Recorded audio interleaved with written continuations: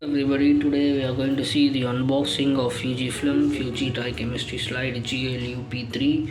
As you see, this is the front view and the top view of it. You can see this is Fujifilm DRI-CHEM SLIDE GLU-P3. The code for it is 150. You can see the expiry and lot number here.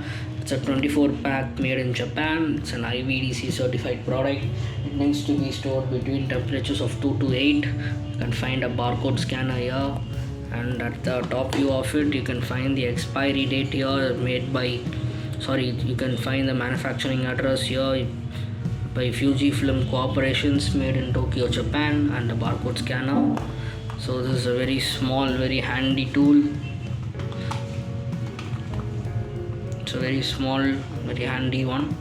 So guys, to sum it up, this is the Fujifilm FUJI DRI-CHEM SLIDE GLU-P3. The code for it is 150-20250. The expiry date, you can find the lot number here.